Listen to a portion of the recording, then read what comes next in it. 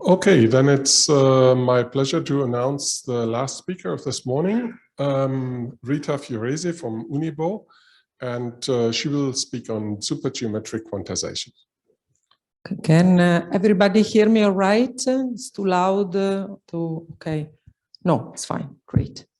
So I first take the opportunity to thank the organizers for the wonderful event. Thank you very much. And this talk is about work in progress with Menge Kyatta Chua, and it's about a supergeometric quantization. So don't be fooled by the word quantization. Is not in the sense of quantum groups. It's a more geometric type of question.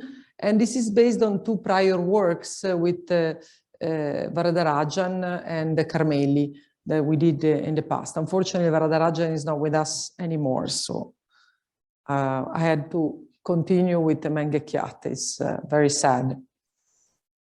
So I will have, this is the plan of my talk. I will have a brief introduction to there is an echo here. Where is the technical? It comes, no, but it comes back. Can you turn the, I think it's the portable computer that is transmitting it back. Sorry. Yeah, I think the volume should be turned off. If I speak, see?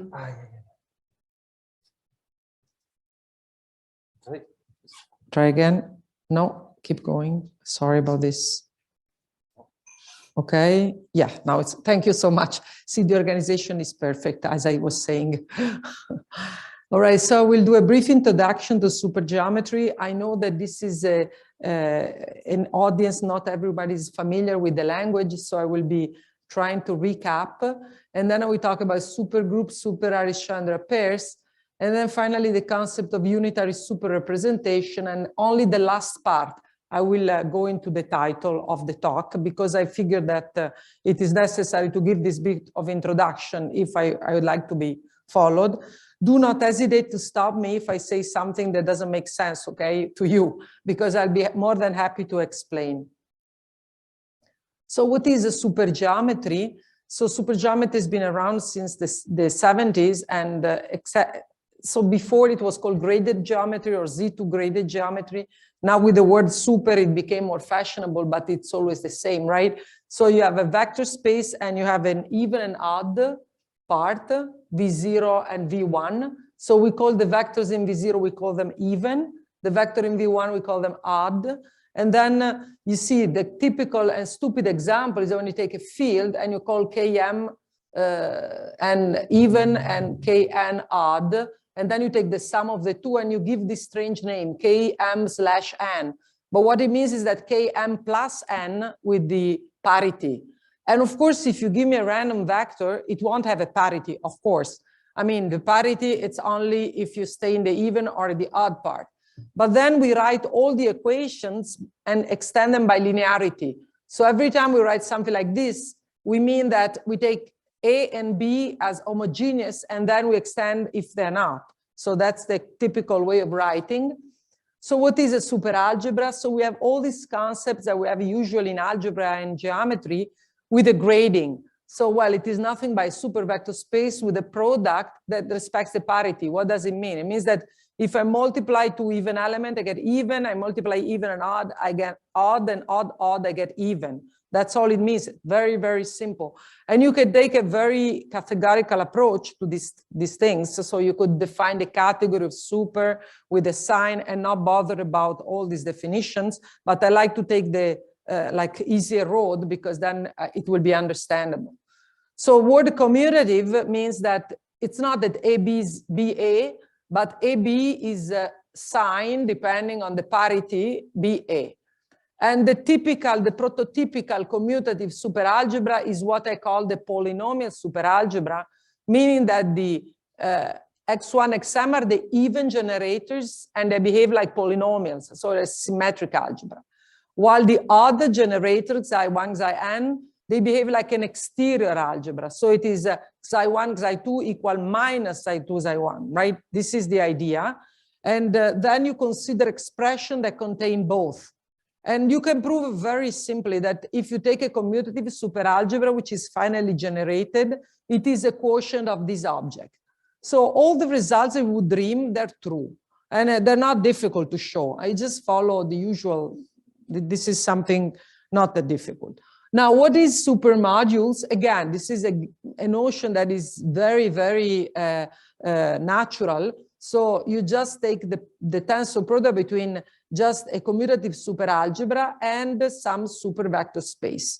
Now, why do I take it commutative? You could take it also non-commutative, but for my interest now, I want it to be commutative. And then see, the even part is product even, and then odd. That's the even part of the superalgebra. And you can identify it very happily if you fix the canonical basis of Km and Kn as this m plus n nupole of things, where the A1, Am are even, alpha 1, alpha m are odd. And usually in the super geometric context, whenever you use the Latin letter, they're even elements. And when you use the the Greek one are odd. That's taken from physics. So you always remember what is even and what is odd. And then, of course, the odd part of the super module is this one. What is it, Dimitri? What? You are happy with that? Okay, great.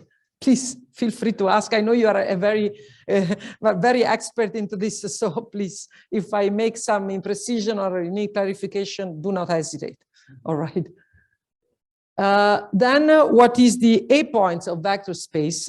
Now, this is something that we take from algebraic geometry, and it is that you're looking at A tensor V and then the even part. Now, you may say, why don't you take all of it? This is something that needs to be explained more categorically. I decided not to do it, but you just take, you know, the n nupoles with even and odd elements, and then you can interpret this in the grothendieck sense, saying that you can see the A points of some vector space as the morphism from the algebra representing the vector space, which is a polynomial algebra, and this superalgebra, commutative, always commutative superalgebra. Now, if you know a little bit of algebraic geometry, you can totally recognize the functor of points in the sense of grothendieck. And the idea in algebraic geometry, I mean the ordinary algebraic geometry, is that I capture the geometric object not by its point over a field. For example, if the real field, I look at the real points. If the complex field, I look at the complex, and so on. No, I capture the geometric object if I look at the points over all commutative algebras. That's the idea of grothendieck, very strong. And in supergeometry, it's not that we can do anything else. That's what we need to do. Because in supergeometry, the object is the ordinary object. What changes is the sheaf on it, is the functions. And so a way to retrieve it is to give this definition of the A points. So this is to allow us to a more geometric point of view. For example, now that you have your happy A points, you can act on it with some supergroup, and we're going to see it in just a moment.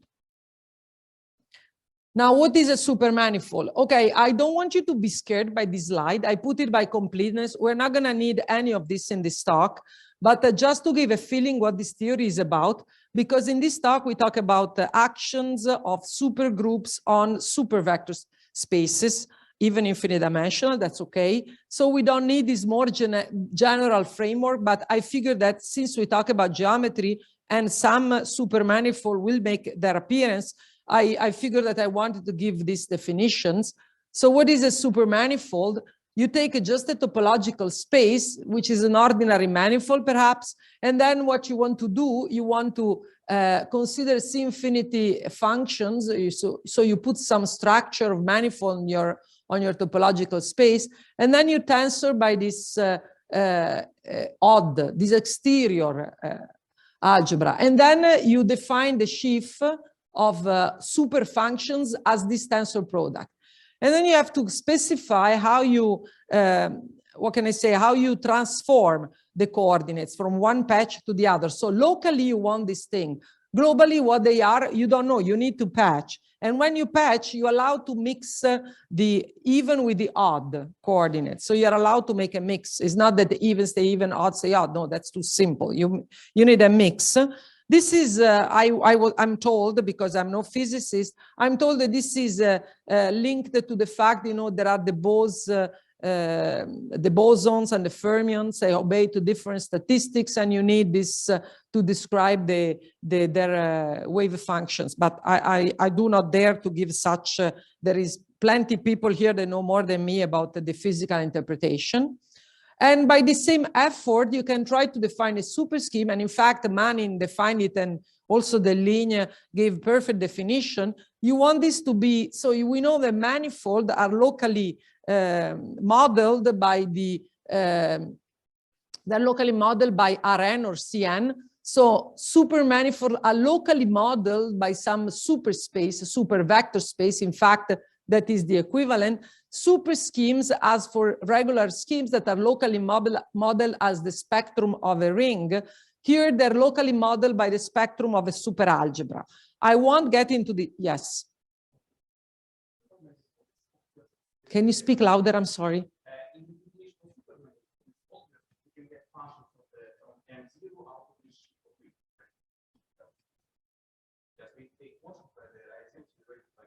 Yes. The same. You have an ideal sheaf generated by the nilpotents. Absolutely, yes, you are very good remark.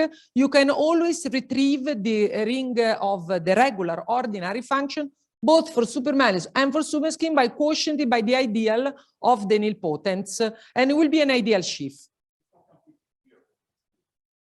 The definition is hiding a lot of difficulties. I should tell you what is the spec. I should do the change. But I said that this was for complete. I don't want to speak about supermanifolds. That will take long. Okay.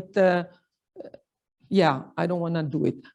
And then you can define the functor of points. That was done. I tried to get my attributions, the references right. It was done also by Constant. At that time, he was talking about graded manifolds, not super. But I think about the super manifold and infinity category, he was the first one.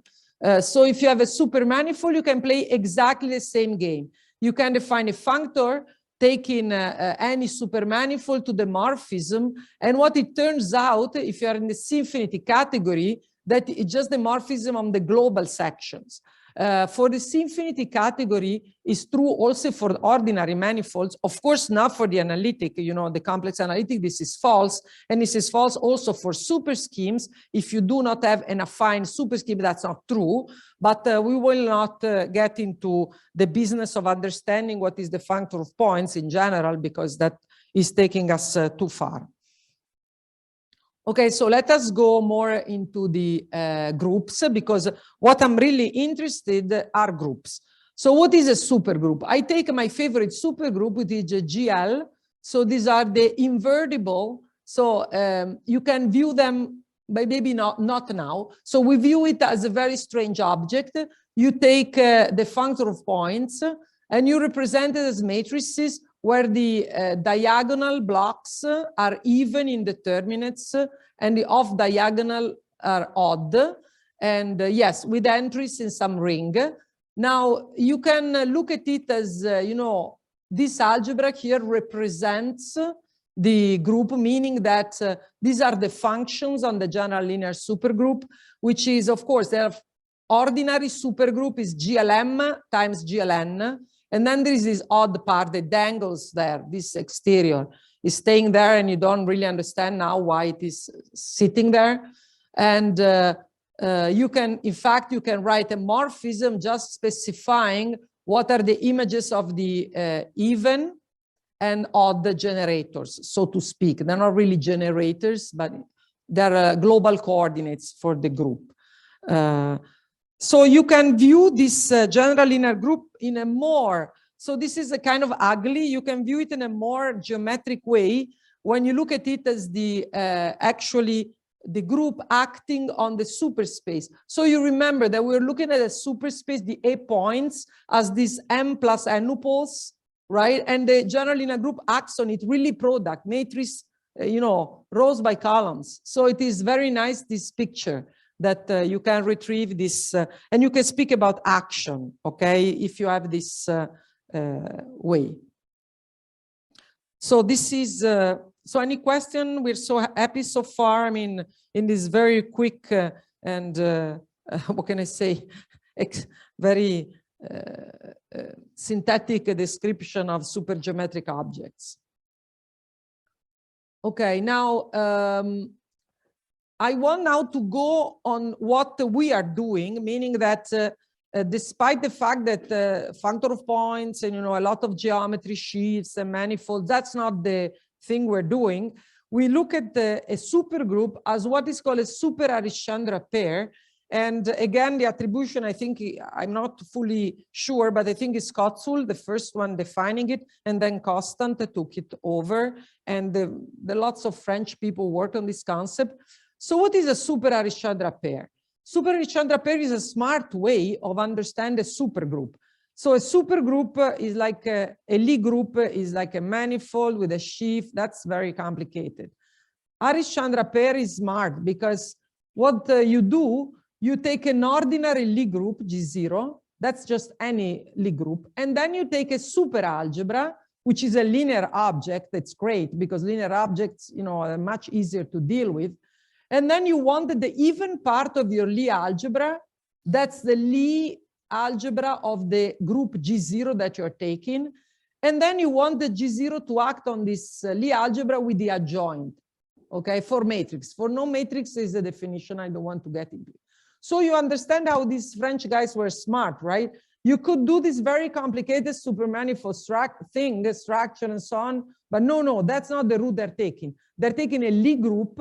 We know very well the theory of Lie groups is no problem. And then they take a Lie super algebra, so a graded Z2 graded algebra, Lie algebra, that has the property that the even part is the Lie algebra of the group G0. And you look at this pair, okay? So this is, for example, in the case of GLMN, the Lie group is GLM times GLN, so the diagonal. And then the Lie algebra super is the M plus N matrices, okay, with entries in the complex or real numbers. It's great. That's a super vector space. So it's not this very convoluted and complicated idea of, do functor of points. No, forget it. It's much easier. Now, there is an equivalence of categories between super groups and super Harish-Chandra pairs. This result of equivalence categories have many owners. I am one of them because we all got to it at the same time. So some people did it for the C-infinity category. Some people did it for the analytic complex, and some did for the algebraic. There's been a lot of work, so it is a lot of people doing this equivalence because it's very important, right? You really need it if you want to treat a Lie supergroup in an easy way. So this is, I'm not... Okay, so once you have this new concept of the super Harish-Chandra pair, you want to understand how you do an action. Well, action of a Lie supergroup is what you think, right? So you could do it with a functor of points, like we saw before, GLM plus N, right, acting, and that's fine. Or natural transformation in the sense of functors, fine, you could do that too. But these are like, what can I say, great but complicated way. Or you can play the Harish-Chandra pair game, saying, oh, what is a super Harish-Chandra pair representation? You take just a representation of your G0 in some super vector space, and then a representation of the Lie super algebra. And then it's great because if you take this picture, there is a lot of work on Lie super algebra representation. Many people are working it. So you have an advantage because you can take all their work and trying to see if the representation somehow integrated to the supergroup.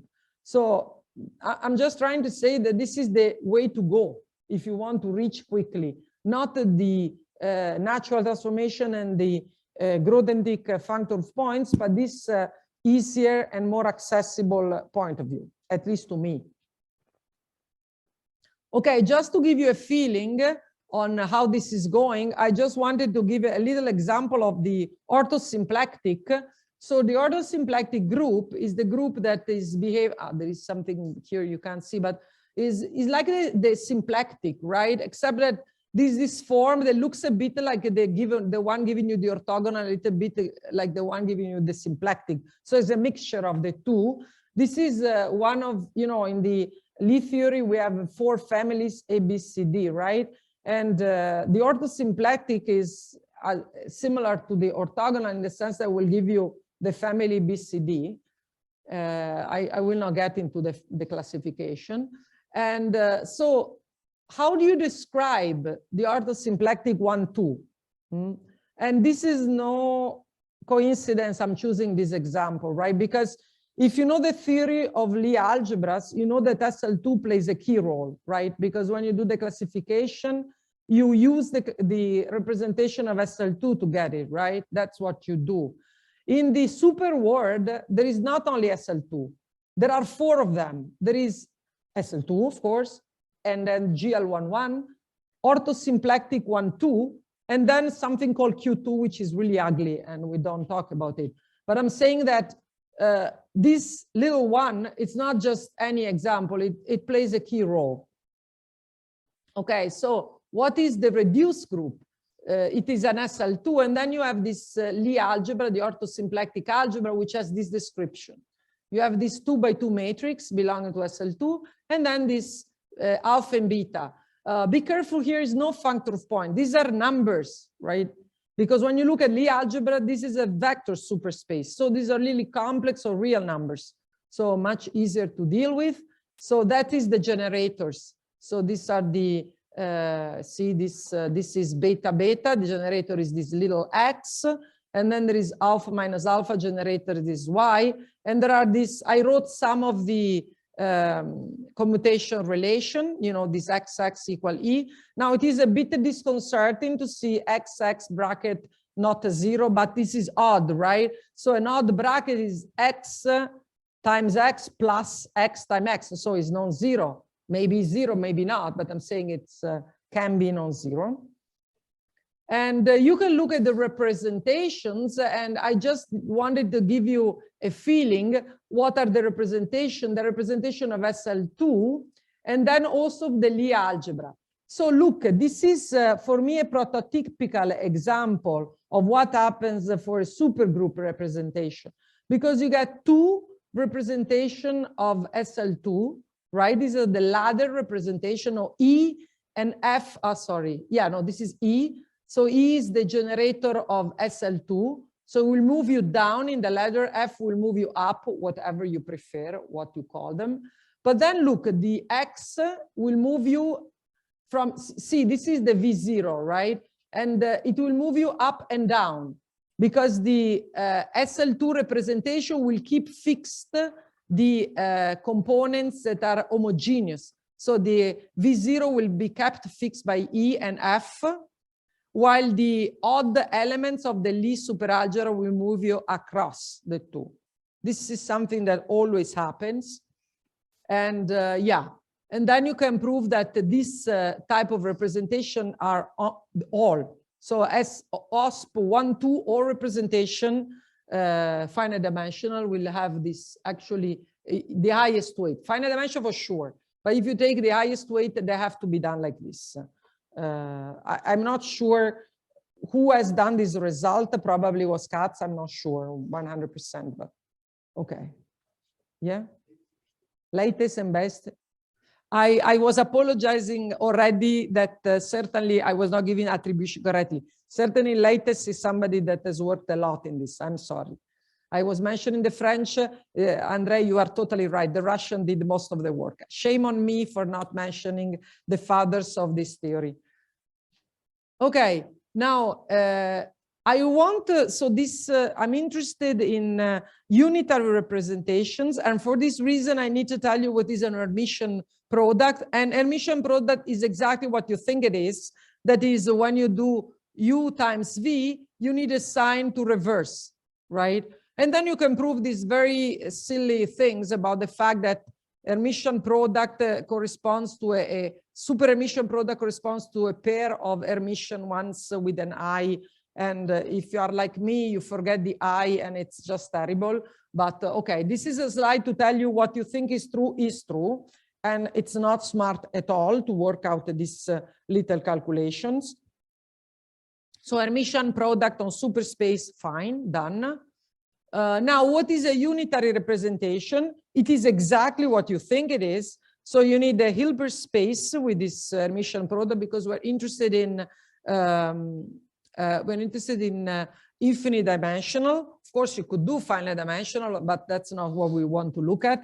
And you want a even unitary representation of your ordinary Lie group, fine. And then you want a unitary representation of a Lie superalgebra.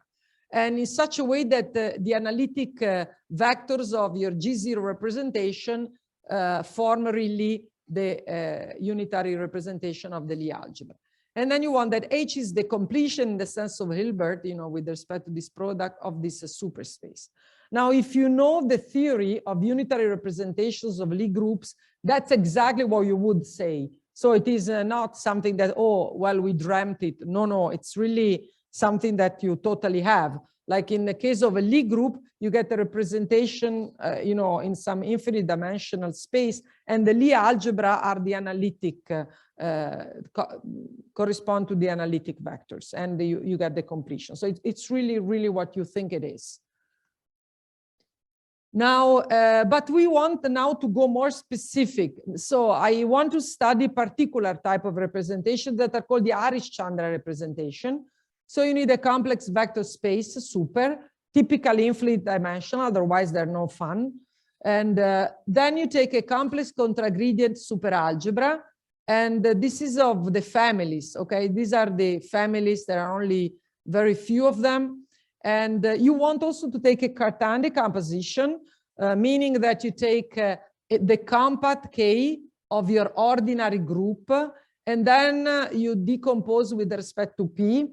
And there has been Mengekiat is an expert on this super Cartan decomposition. Is a little bit more complicated than the usual Cartan decomposition because the theta that you like, this is not involutive. It has order 2, 4. So it will be involutive on the even part and has order 4 on the odd part. So it is multiplication by I, okay? So you have to be careful, that's all. For example, a typical example of a real form of such contragradient superalgebra we're interested in is this SUPQRS. So in each, see, this is your even and odd, so to speak. So this is the ordinary Lie group, right?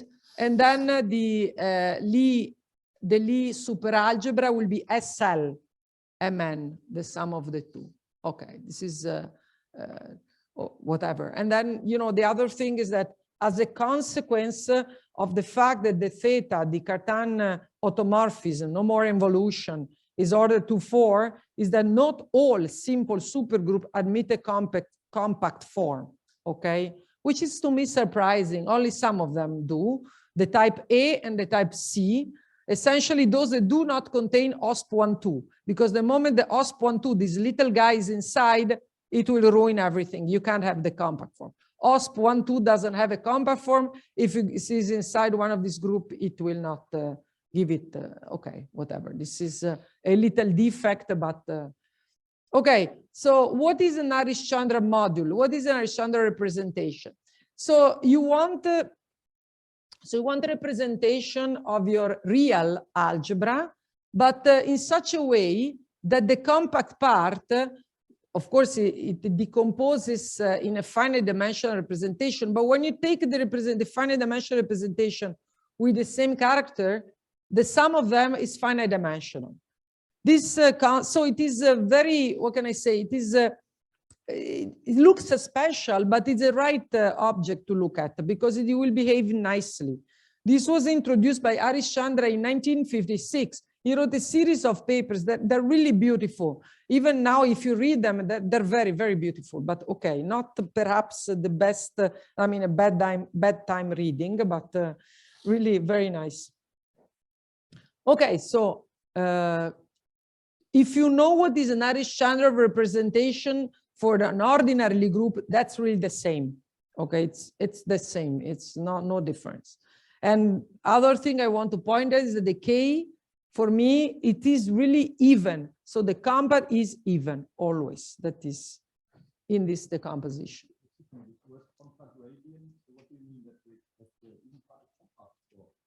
You have to speak louder.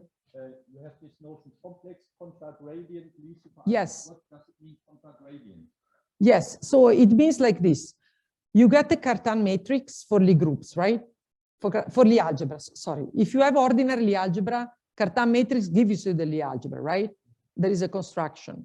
For a super, it is the same. You have something, it is a Cartan matrix. It's a bit different because it's not the Cartan matrix for a Lie algebra, it's a super. And you get your algebra out of it. Contragradient means that you build it out of a Cartan matrix. How does this relate to the simple because, yes, because this is beautiful work by Katz that says that if you take a simple Lie algebra, super algebras, there is a classification, and most of them can be obtained through Cartan matrix. That's why they call the contragradient ones. There are the PAQ type will not, but it doesn't matter. We don't look at them. Okay. Why do I look at them? Because they're most similar to the Lie algebras, right? When you have a Cartan matrix, your life is simpler. That is. But it's a very good remark that you are making, because one could wonder, is this theory extended to others? Perhaps it is. We didn't look, but I feel that it could be easy. We didn't have the time, but thank you. Okay, so this is... Now there is something, I just wanted to say something about the Harish-Chandra homomorphism. That's not so important for us in the sense that there is this thing which is called the Harish-Chandra homomorphism, taking the center of universal enveloping. Actually, it's UG, not I am sorry. There is a U missing here.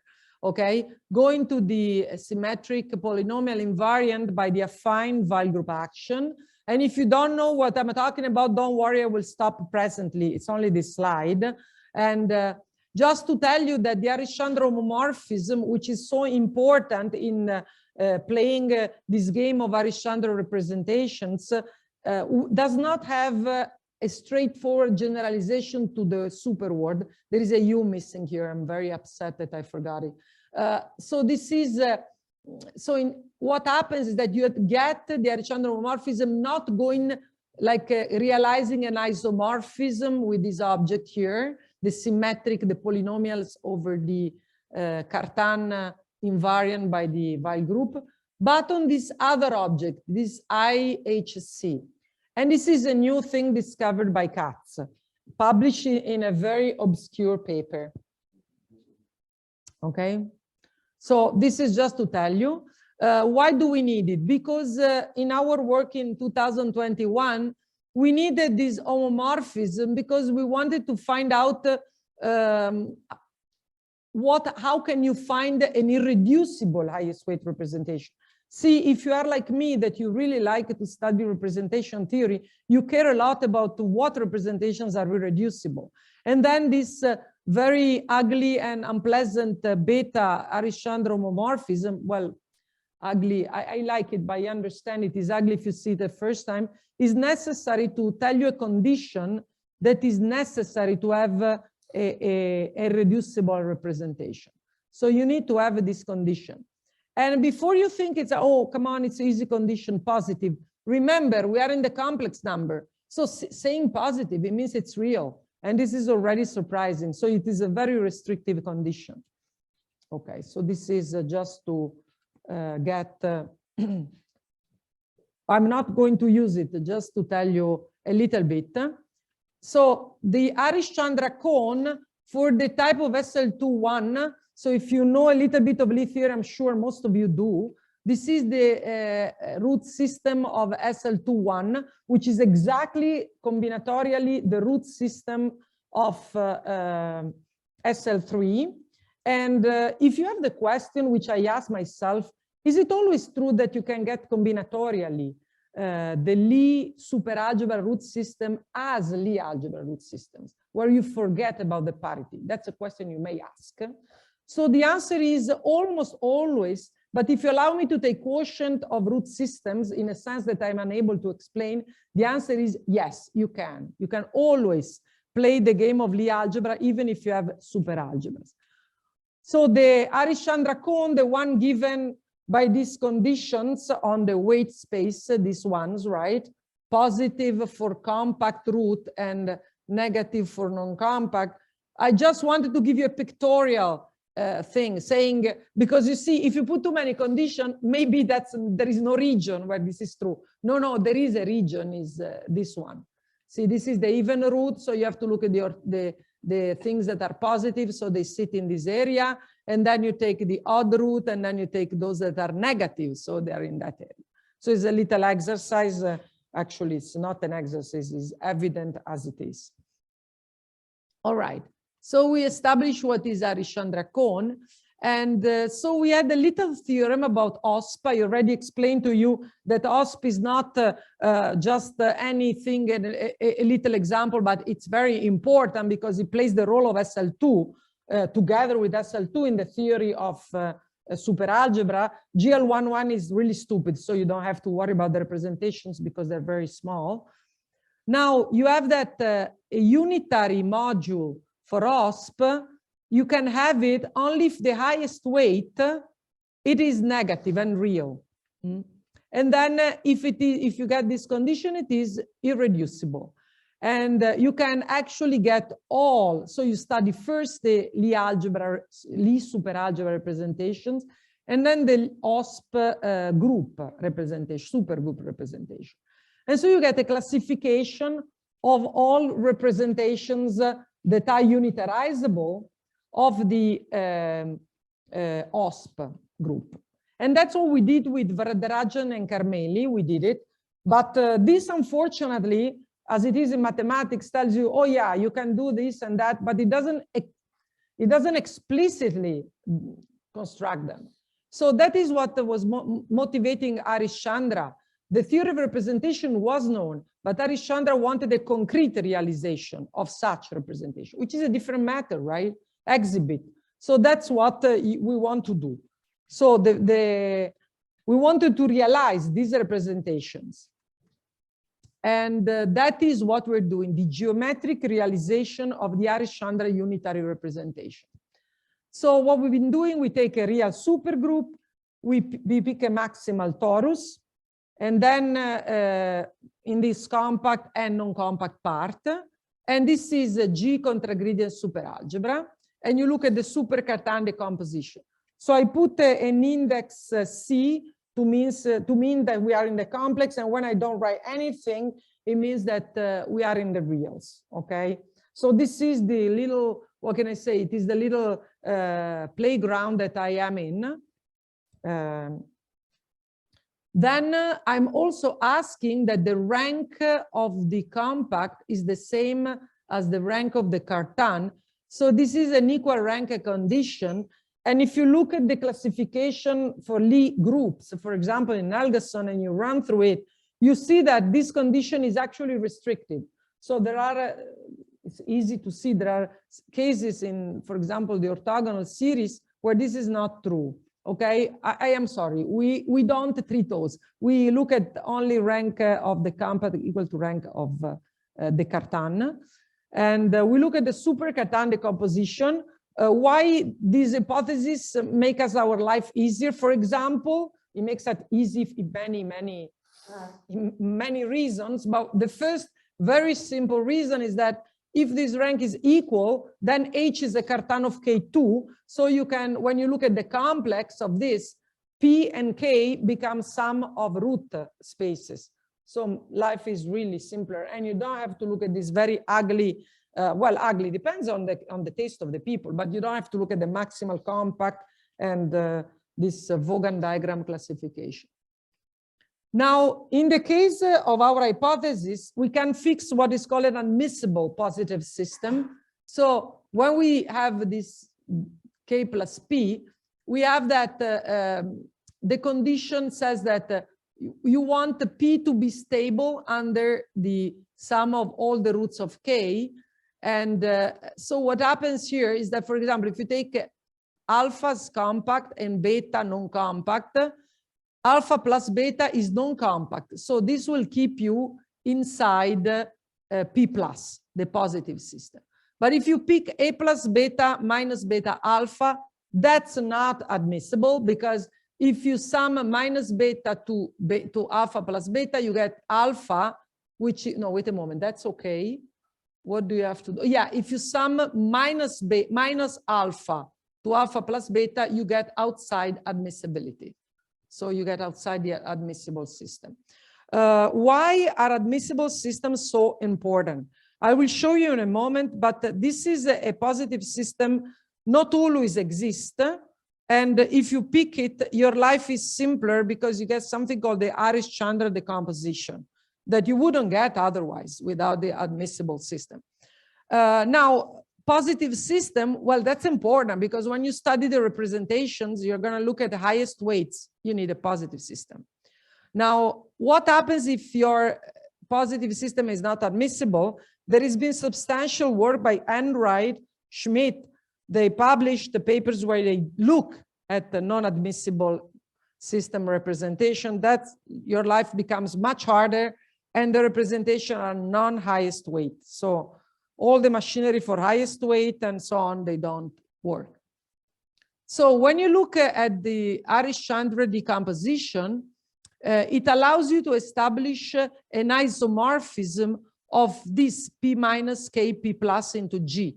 So P minus are the non-compact negative roots, P plus are non-compact positive roots. And so you can realize that they correspond to a subgroup. And the reason is because we have admissibility. So there is the consequence of this is that, for example, there is many consequences, that you can form this quotient GR mod KR and obtain it as a open subspace inside this complex group quotient. And the typical example, I know I don't have much time to go into examples, but if you look at SL2R mod SO2, this is the Siegel upper half plane. This is inside the projective space. So it acquires naturally a complex structure, which is G invariant. So this is related a lot to complex structures. And this game is what I'm doing. I realize day after day that is closely related to complex structures. So I wanted to speak about the super Lagrangian, but perhaps how much time do I have? Because I started late. I don't know. 10 minutes?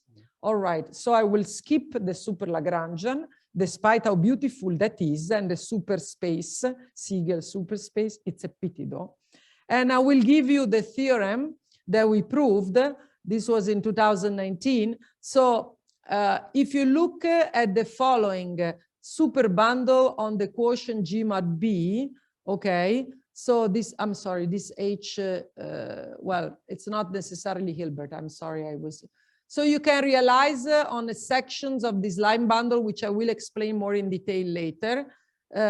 So this line bundle has sections on an open set, and this section will form an irreducible highest weight module for the real superalgebra. And then if you look at its completion in the Fréchet sense, it will give you an irreducible Harish-Chandra module for the real group.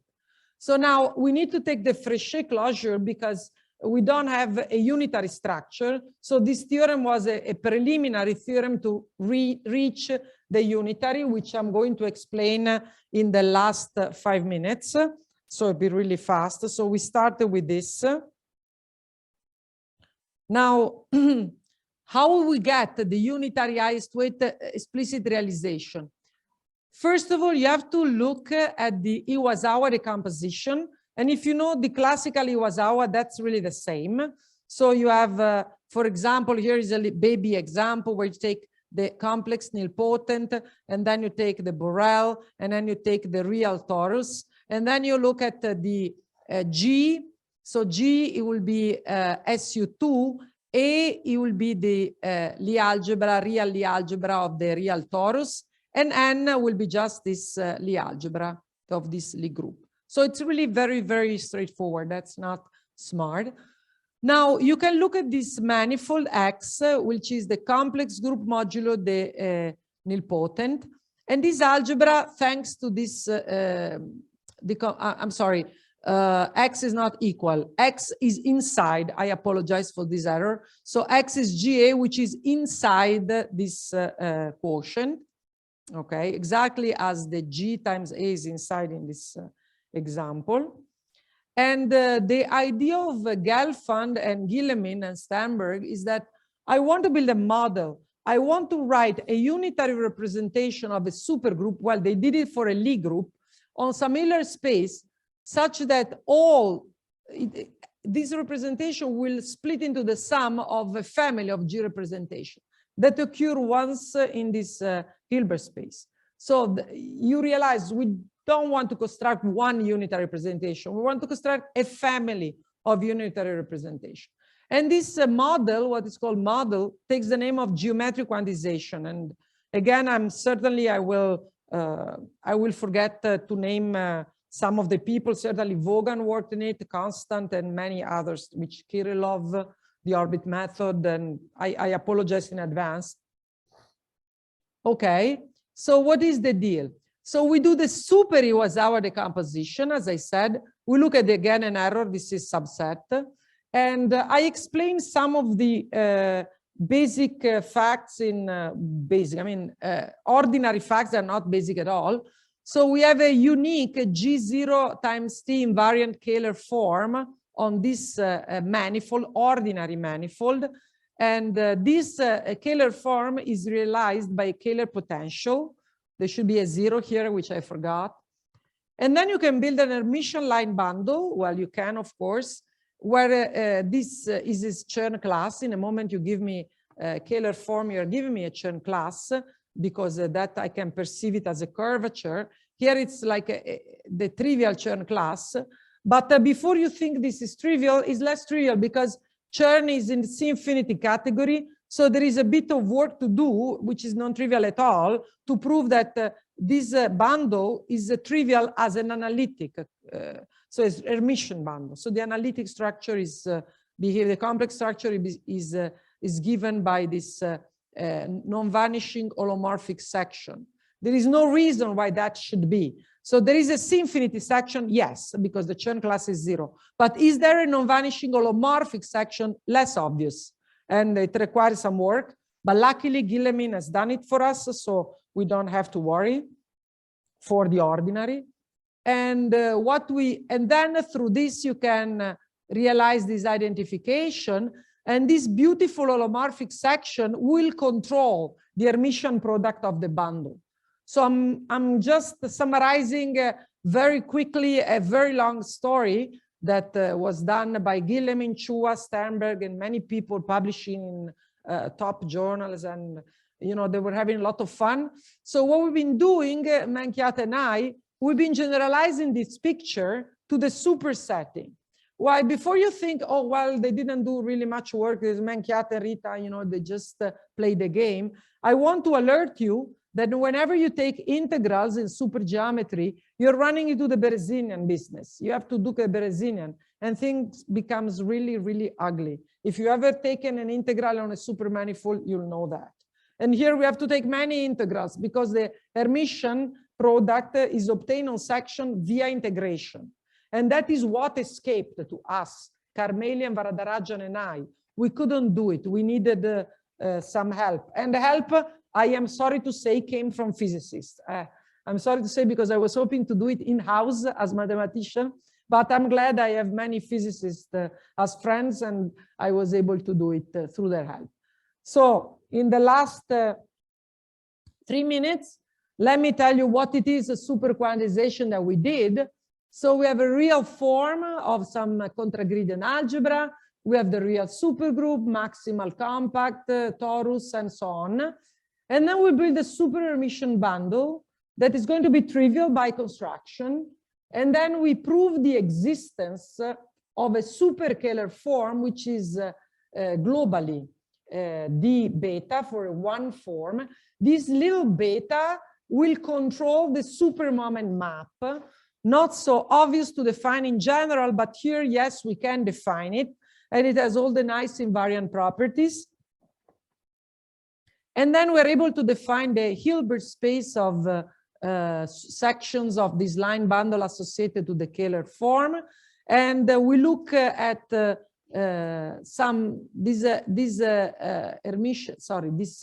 Hilbert space will split into the sum because it's a representation of sub-representation, and a miracle occurs. These are all irreducible, provided that we are in the Harish-Chandra cone. So we take back our friend, the Harish-Chandra cone, and we look at the weights that sit into that cone. Of course, now it's not the usual Harish-Chandra cone, but it is a super Harish-Chandra cone. And then we assume this technical condition. And if you ask me what it means, I really don't know what it means, but it makes things work.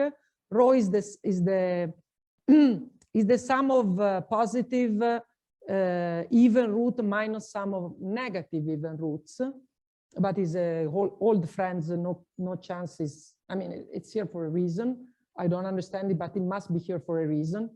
So if we take omega as this Kähler form, then we have that our Hilbert space will contain the irreducible representation if and only if lambda is in the image of the moment map, which is an open in the cone.